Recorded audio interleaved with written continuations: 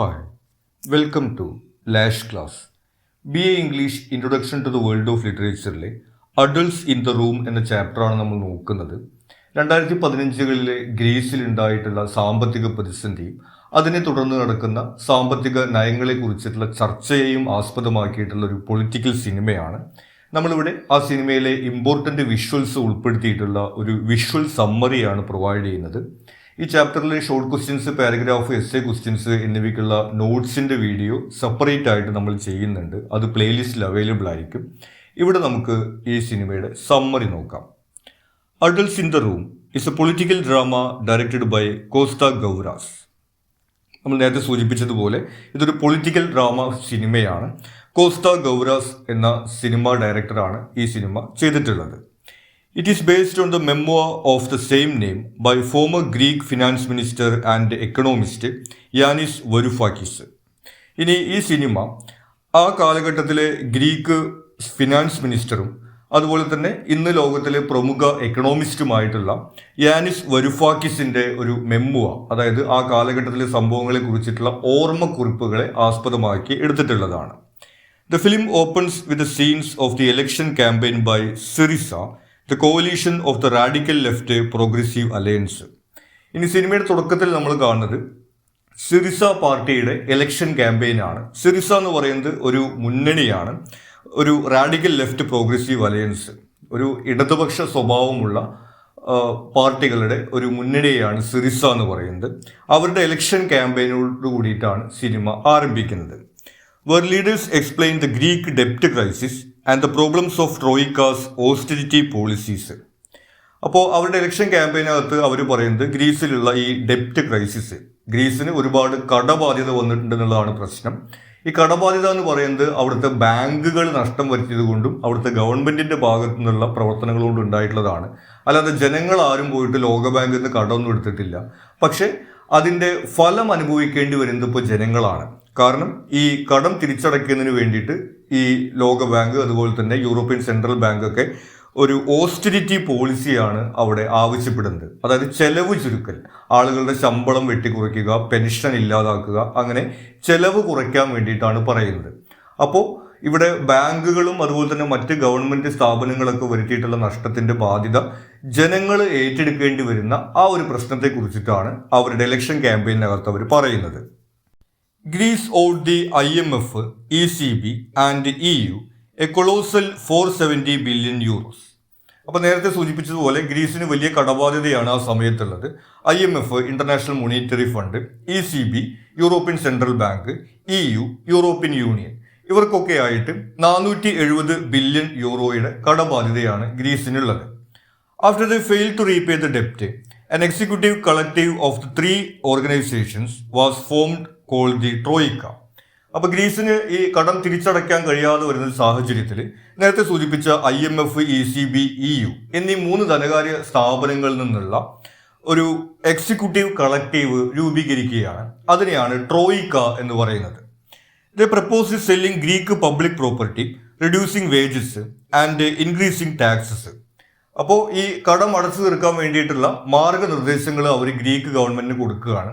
അവർ പറയുന്നത് Greek public property, അവിടെയുള്ള എയർപോർട്ടുകൾ തുടങ്ങിയിട്ടുള്ള സർക്കാരിന്റെ സ്ഥാപനങ്ങളും കാര്യങ്ങളൊക്കെ വിൽക്കുക, അതുപോലെ തന്നെ റെഡ്യൂസിങ് വേജസ്, ആളുകളുടെ ശമ്പളം കുറയ്ക്കുക, പെൻഷൻ ഇല്ലാതാക്കുക, ഇൻക്രീസിങ് ടാക്സസ്, അതുപോലെ തന്നെ കൂടിയ ടാക്സ് അവിടെ ആളുകളിൽ നിന്ന് മേടിക്കുക. ഇങ്ങനെയൊക്കെയാണ് ആ കടം അടച്ചു തീർക്കാൻ വേണ്ടിയിട്ടുള്ള മാർഗനിർദ്ദേശങ്ങളായിട്ട് ട്രോയിക്ക നിർദ്ദേശിക്കുന്നത്. ഇതിനെയാണ് നമ്മൾ നേരത്തെ പറഞ്ഞ ഓസ്റ്ററിറ്റി പോളിസി എന്ന് പറയുന്നത്.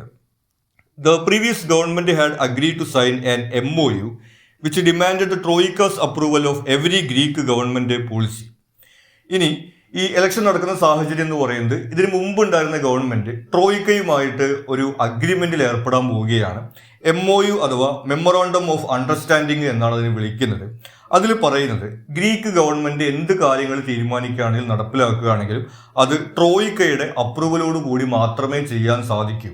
അതായത് ഏറെക്കുറെ ഗ്രീസിന്റെ ഭരണം തന്നെ ഈ IMFും യൂറോപ്യൻ സെൻട്രൽ ബാങ്കും യൂറോപ്യൻ യൂണിയനും ഏറ്റെടുക്കുന്ന ഒരു കരാറാണ് മുമ്പുള്ള ഗവൺമെന്റ് ഒപ്പിടാൻ വേണ്ടിയിട്ട് പോകുന്നത്.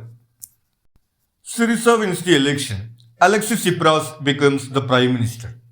അപ്പോൾ ജനങ്ങളോട് ഈ പ്രശ്നങ്ങളൊക്കെ അഡ്രസ്സ് ചെയ്യുകയും അതുപോലെ ഈ കടബാധ്യതയിൽ നിന്ന് ഗ്രീസിനെ രക്ഷിക്കും എന്നുള്ള പ്രോമിസ് ഒക്കെ കൊടുത്തതിന് ശേഷം സിറിസ ഇലക്ഷനിൽ വിജയിക്കുന്നു.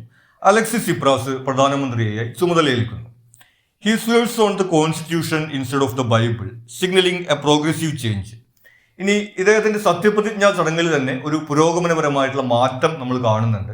സാധാരണ ഗ്രീക്ക് പ്രധാനമന്ത്രിമാരൊക്കെ ബൈബിള് തൊട്ടുകൊണ്ടാണ് സത്യം ചെയ്യാറുള്ളത്. ഇദ്ദേഹം പക്ഷേ ഭരണഘടന തൊട്ടുകൊണ്ടാണ് അവിടെ അദ്ദേഹത്തിന്റെ സത്യപ്രതിജ്ഞ നടത്തുന്നത്. അപ്പോൾ പുരോഗമനപരമായിട്ടുള്ള ഒരു ചേഞ്ചിന്റെ സിമ്പിൾ തുടക്കത്തിൽ തന്നെ അവിടെ ലഭിക്കുന്നുണ്ട്. Yanis Varoufakis is appointed as a finance minister. പിന്നെ നമ്മൾ നേരത്തെ സൂചിപ്പിച്ചതുപോലെ എക്കണോമിസ്റ്റ് ആയിട്ടുള്ള യാനിസ് വരൂഫാക്കിസ് അവിടെ ധനകാര്യമന്ത്രിയായിട്ട് ചുമതലയേൽക്കുന്നു.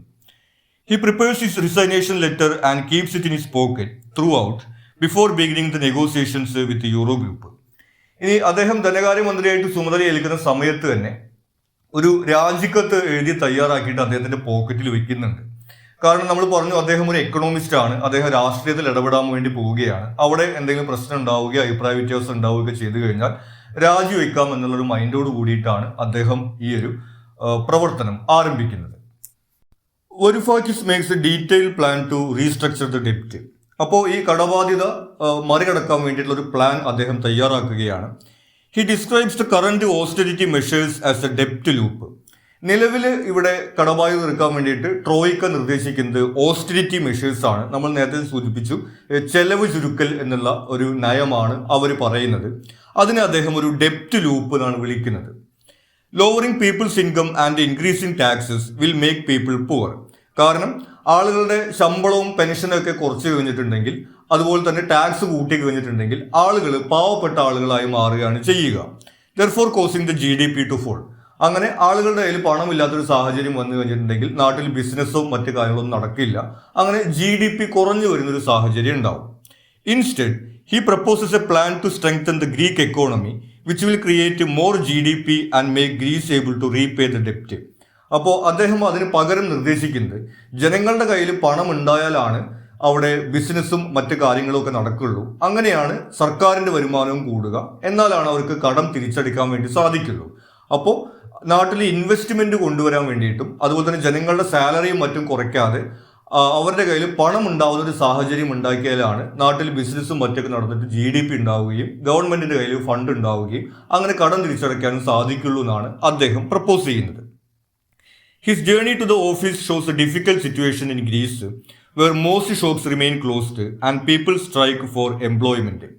ഇനി അവിടുത്തെ സിറ്റുവേഷന്റെ ഒരു ഗുരുതരാവസ്ഥ അദ്ദേഹം ഓഫീസിലേക്ക് പോകുന്ന യാത്രയിൽ കാണിക്കുന്നുണ്ട്. നമ്മളിവിടെ കാണുന്നത് പോലെ അദ്ദേഹം കാറിൽ ഇരുന്നുകൊണ്ട് നോക്കുന്ന സമയത്ത് ചുറ്റുമുള്ള കടകളും മറ്റുമൊക്കെ അടഞ്ഞു കിടക്കുകയാണ്.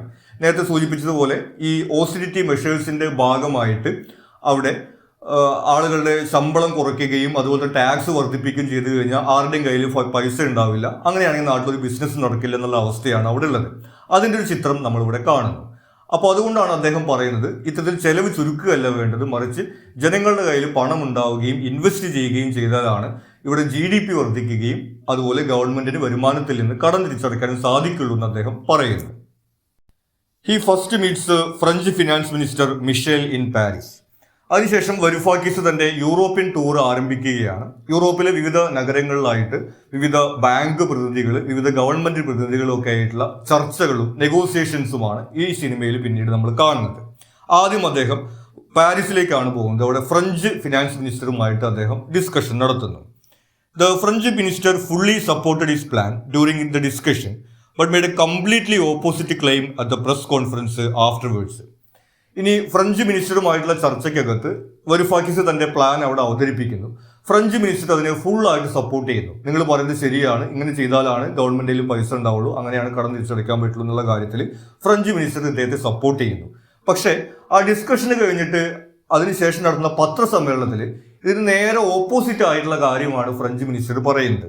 കാരണം അവിടെ നേരത്തെ ഒരു മെമ്മോറാണ്ടം ഓഫ് അണ്ടർസ്റ്റാൻഡിങ് തയ്യാറാക്കിയിട്ടുണ്ട്. അതിൽ പറയുന്ന കാര്യങ്ങൾ ഗ്രീസ് അനുസരിക്കണം, ആ ചെലവ് ചുരുക്കൽ നയങ്ങളുമായിട്ട് മുന്നോട്ട് പോകണമെന്ന് നേരെ ഓപ്പോസിറ്റ് ആയിട്ടുള്ള കാര്യമാണ് ഈ പത്രസമ്മേളനത്തിന് വരുന്ന സമയത്ത് ഫ്രഞ്ച് മിനിസ്റ്റർ പറയുന്നത്.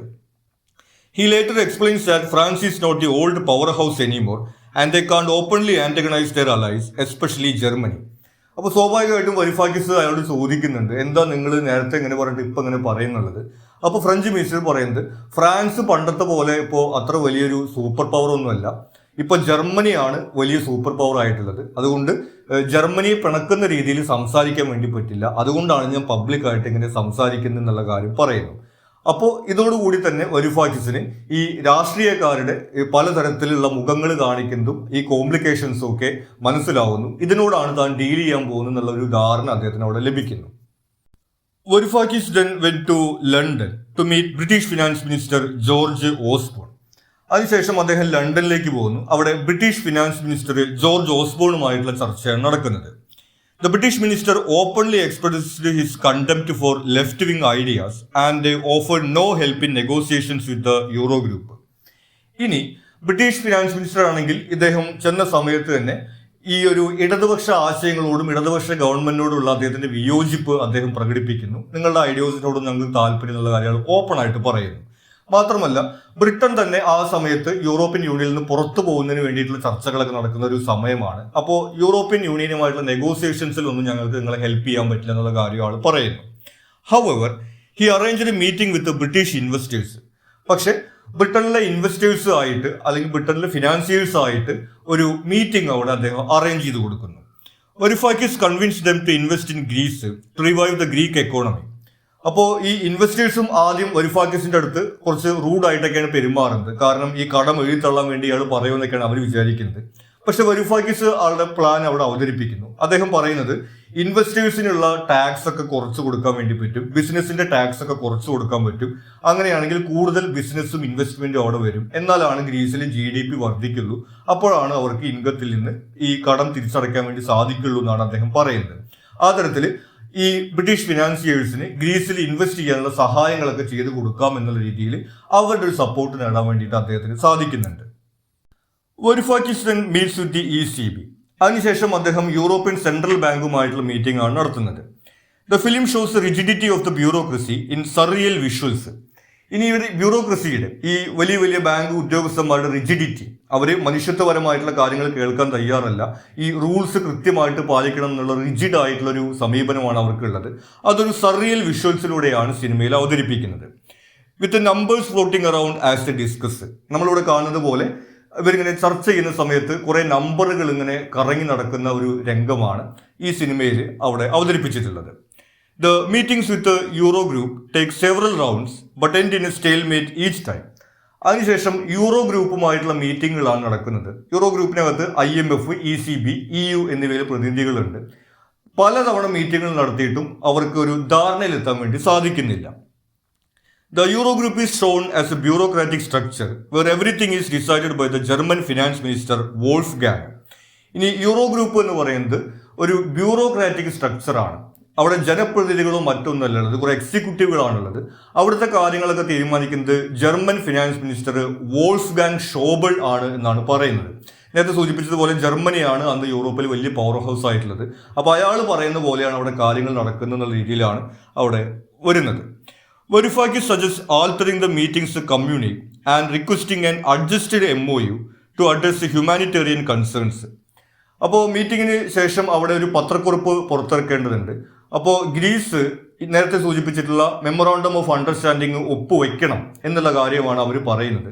വരൂഫാക്കിസ് പക്ഷേ പറയുന്നത് ഞങ്ങൾ ഒപ്പുവെക്കാം, പക്ഷെ ചെറിയൊരു അഡ്ജസ്റ്റ്മെന്റ് നടത്തണം.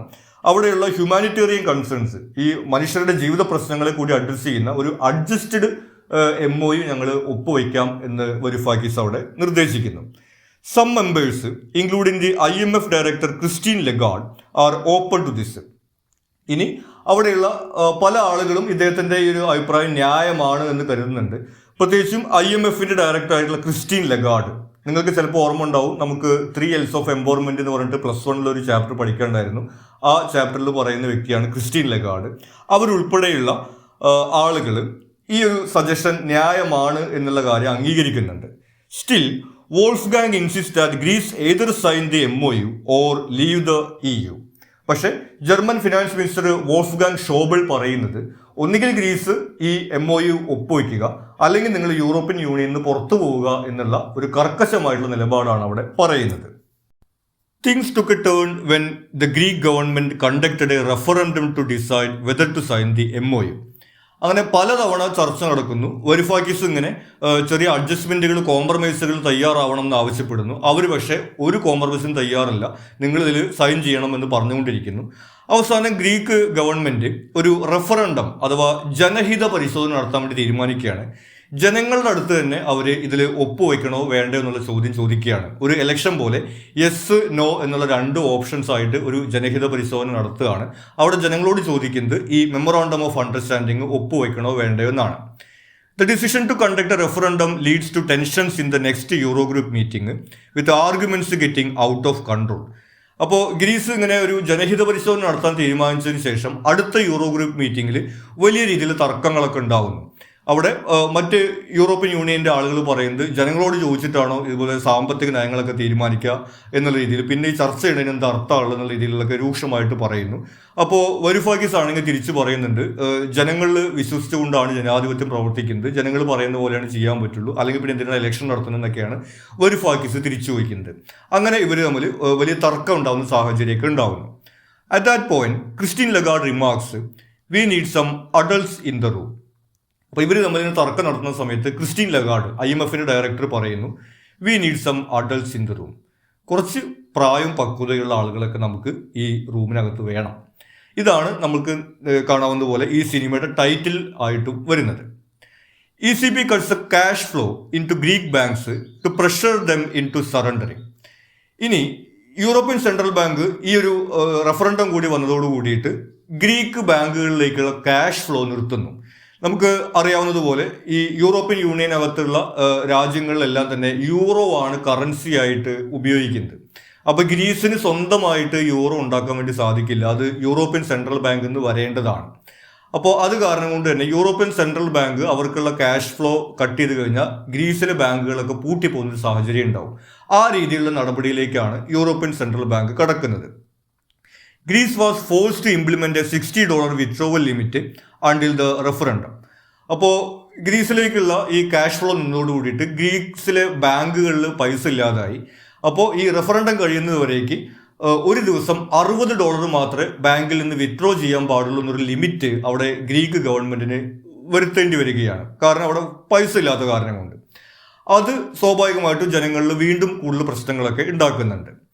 Despite the crisis, people voted no to the MOU, which gave Varoufakis and Tsipras hope to continue their fight.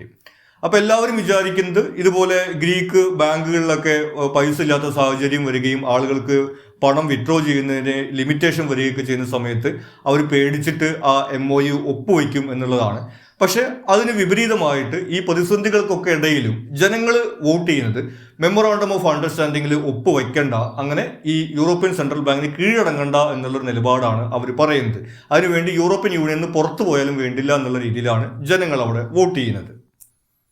Meanwhile, the Western media targets Varoufakis as a problem in the negotiations.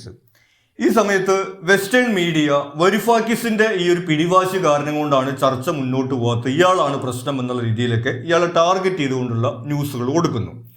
Under pressure from both inside and outside the government he is replaced as negotiator. ഇനി ഇങ്ങനെ പുറമേ നിന്നുള്ള പ്രഷറും അതുപോലെ തന്നെ സിറിസ എന്ന് പറയുന്ന ഒരു കോലീഷൻ ഗവൺമെന്റ് ആണ്, സഖ്യകക്ഷി സർക്കാരാണ്, അതിനകത്ത് വേറെയും പാർട്ടികളുണ്ട്, അവരിൽ നിന്നുള്ള പ്രഷറും എല്ലാം ചേർന്നുകൊണ്ട് അവസാനം ഈ നെഗോഷിയേറ്ററുടെ റോളിൽ നിന്ന് വരിഫാക്കിസിനെ മാറ്റുന്നു. After several arguments with Tsipras, Varoufakis decides to resign. ഇനി ആ നെഗോഷിയേറ്ററുടെ റോളിൽ നിന്ന് മാറിക്കഴിഞ്ഞിട്ടും സിപ്രാസുമായിട്ട് ചേർന്നുകൊണ്ട് വരിഫാക്കിസ് കുറച്ചു കാലം പ്രവർത്തിക്കുന്നുണ്ട്. അവിടെയൊക്കെ അവർ തമ്മിലുള്ള ആർഗ്യുമെന്റ് ഉണ്ടാവുന്നു. സിപ്രാസ് ഈ സമയത്ത് ജർമ്മൻ ചാൻസലർ ആഞ്ചല മെർക്കലുമായിട്ടുള്ള കൂടിക്കാഴ്ചകൾക്കൊക്കെ പോകുന്നുണ്ട്. വരിഫാക്കിസ് അവരെ വാൺ ചെയ്യുന്നുണ്ട്, അവർ നമ്മളെ കളിപ്പിക്കാൻ നോക്കുകയാണ്, പറ്റിക്കാൻ നോക്കുകയാണ്, ഒരു കാരണവശാലും ഒപ്പിടരുത് എന്നൊക്കെ വരിഫാക്കിസ് ഇങ്ങനെ പറഞ്ഞുകൊണ്ടിരിക്കുന്നുണ്ട്. അങ്ങനെ ഇവർ തമ്മിലുള്ള ഈ ആർഗ്യുമെന്റ് ഒക്കെ കഴിഞ്ഞിട്ട് അവസാനം വരിഫാക്കിസ് നമ്മൾ നേരത്തെ സൂചിപ്പിച്ച പോലെ ആദ്യം തന്നെ ഒരു രാജിക്കത്ത് എഴുതി പോക്കറ്റിൽ വെച്ചിട്ടാണ് നടക്കുന്നത്. അത് അയാൾ പുറത്തെടുത്ത് കൊടുക്കുന്ന സാഹചര്യം വരുന്നു. Tsipras compares the situation to that of a sold fish. ഈ സമയത്ത് സിപ്രാസ് പറയുന്നത് തനിക്കൊരു സോൾഡ് ഫിഷിന്റെ അവസ്ഥയാണ് എന്നാണ്. നമ്മൾ ദൃശ്യത്തിൽ കാണുന്നത് പോലെ ചൂണ്ടയിലിട്ട് പിടിച്ചുകൊണ്ട് പുറത്തേക്ക് എടുക്കുന്നു, വീണ്ടും വെള്ളത്തിലേക്ക് ഇടുന്നു, വീണ്ടും പുറത്തേക്ക് എടുക്കുന്ന രീതിയിൽ തന്നെ കളിപ്പിക്കുകയാണെന്നാണ് സിപ്രാസ് പറയുന്നത്. Caught and released just to get caught again. At a dinner arranged by Varoufakis' wife before his resignation, people show up outside without saying a word and turn their backs. ഇനി വരൂഫാക്കിസ് അങ്ങനെ റിസൈൻ ചെയ്യുന്നതിന് മുമ്പായിട്ട് അദ്ദേഹത്തിന്റെ വൈഫിന്റെ കൂടെ അദ്ദേഹത്തിന്റെ അടുത്ത ആളുകളൊക്കെ ചേർന്നിട്ടൊരു ഡിന്നർ നടത്തുന്നുണ്ട്. ഈ ഡിന്നറിന്റെ സമയത്ത് പുറമെ കുറെ ആളുകൾ ഇങ്ങനെ വന്നു കൂടുകയും നമ്മൾ ദൃശ്യങ്ങൾ കാണുന്നത് പോലെ അവര് ഒന്നും പറയാതെ മുഖം തിരിഞ്ഞുകൊണ്ട് പോവുകയും ചെയ്യുന്നു. This surreal scene creates a sense of betrayal. അപ്പോൾ ജനങ്ങൾക്ക് കൊടുത്തിട്ടുള്ള വാക്ക് പാലിക്കാതെ ജനങ്ങളെ വഞ്ചിക്കുകയാണ് എന്നുള്ള ആ ഒരു സെൻസാണ് ഈ ഒരു സർറിയൽ വിഷ്വൽസിലൂടെ അവിടെ അവതരിപ്പിക്കുന്നത്. Tsipras continues his negotiations especially with German chancellor Angela Merkel. അങ്ങനെ വരൂഫാക്കിസ് രാജിവെച്ചതിന് ശേഷം സിപ്രാസ് ഈ നെഗോസിയേഷൻസും മറ്റൊക്കെ തുടർന്നുകൊണ്ടിരിക്കുന്നു. ജർമ്മൻ ചാൻസലർ ആഞ്ചല മെർക്കലും മറ്റ് രാഷ്ട്രീയക്കാരുമായിട്ടുള്ള ചർച്ചകളൊക്കെ നടന്നുകൊണ്ടിരിക്കുന്നു. Despite Varoufakis warning that she is playing him and the referendum's verdict, Tsipras ends up signing the MOU. അപ്പോൾ വരൂഫാക്കിസ് ഇദ്ദേഹത്തോട് പറഞ്ഞിട്ടുണ്ടായിരുന്നു, ഈ രാഷ്ട്രീയക്കാരൊക്കെ നമ്മളെ പറ്റിക്കാൻ വേണ്ടി ശ്രമിക്കുകയാണ്, നമ്മൾ അതിനകത്ത് ഒപ്പുവെക്കരുത്, അവർ പല വാഗ്ദാനങ്ങൾ പറയും, പക്ഷെ രേഖയിലില്ലാത്ത വാഗ്ദാനങ്ങൾ കേട്ടിട്ട് നമ്മൾ ഒപ്പുവെക്കരുത് എന്നൊക്കെ വാണിംഗ് ഒക്കെ കൊടുത്തിട്ടുണ്ടായിരുന്നു. ഇതുകൂടാതെ തന്നെ ഈ റെഫറൻഡത്തിനകത്ത് ജനഹിത പരിശോധനയിൽ ജനങ്ങളും അതിനകത്ത് ഒപ്പുവെക്കേണ്ട എന്ന രീതിയിലാണ് വോട്ട് ചെയ്തിട്ടുണ്ടായിരുന്നത്. പക്ഷെ എന്നിട്ടും ഈ ഒരു സമ്മർദ്ദത്തിന് വഴങ്ങിക്കൊണ്ട് സിപ്രാസ് ആ മെമ്മറാണ്ടം ഓഫ് അണ്ടർസ്റ്റാൻഡിങ്ങിൽ ഒപ്പുവെക്കുകയാണ് ചെയ്യുന്നത്. The film ends with a surreal scene in which EU leaders make choreographed movements around Tsipras, symbolizing the rigidity of bureaucracy and its entrapment. ഇനി സിനിമ അവസാനിക്കുന്ന ഒരു സർറിയൽ വിഷ്വൽസോട് കൂടിയിട്ടാണ് നമ്മളിവിടെ കാണുന്നത് പോലെ യൂറോപ്യൻ യൂണിയനിലെ ലീഡേഴ്സൊക്കെ ഇങ്ങനെ കൊറിയോഗ്രാഫ്ഡ് ആയിട്ടുള്ള മൂവ്മെന്റ് നടത്തുന്നതാണ് നമ്മൾ കാണുന്നത്. ആ ഒരു ബ്യൂറോക്രസിയുടെ റിജിഡിറ്റിയും അതുപോലെ തന്നെ സിപ്രാസ് അവിടെ ട്രാപ്പ് ചെയ്യപ്പെടുന്നതിൻ്റെ സിമ്പിളായിട്ടാണ് നമ്മളിത് കാണുന്നത്. The ending note pays tribute to the people who continue to struggle. ഇനി സിനിമയുടെ അവസാനം സബ് ടൈറ്റിൽ പോലെ എഴുതി കാണിക്കുന്നത് ഗ്രീസിലെ ജനത ഇപ്പോഴും അവരുടെ സ്ട്രഗിളും അതുപോലെ തന്നെ സഫറിങ് ഒക്കെ തുടർന്നുകൊണ്ടിരിക്കുകയാണ്. അവർക്കൊരു ട്രിബ്യൂട്ട് എന്നുള്ള രീതിയിലാണ് ഈ സിനിമ അവസാനിക്കുന്നത്. ഇത്രയും കാര്യങ്ങളാണ് ഈ സിനിമയുമായി ബന്ധപ്പെട്ട് നമുക്ക് പ്രധാനമായിട്ട് വരുന്നത്. നേരത്തെ സൂചിപ്പിച്ചതുപോലെ ഇതിലെ short questions, paragraph, essay questions എന്നിവയുടെ നോട്ട്സ് നമ്മൾ സെപ്പറേറ്റ് ആയിട്ട് ചെയ്യുന്നുണ്ട്. അത് പ്ലേലിസ്റ്റിൽ അവൈലബിൾ ആയിരിക്കും. നിങ്ങൾക്ക് മറ്റെന്തെങ്കിലും സംശയങ്ങളോ സജഷൻസോ ഒക്കെ ഉണ്ടെങ്കിൽ നിങ്ങൾ കമൻറ്റ് ചെയ്യുക. കൂടാതെ ചാനൽ നിങ്ങൾ സബ്സ്ക്രൈബ് ചെയ്തിട്ടില്ലെങ്കിൽ സബ്സ്ക്രൈബ് ചെയ്യുക. Thank you.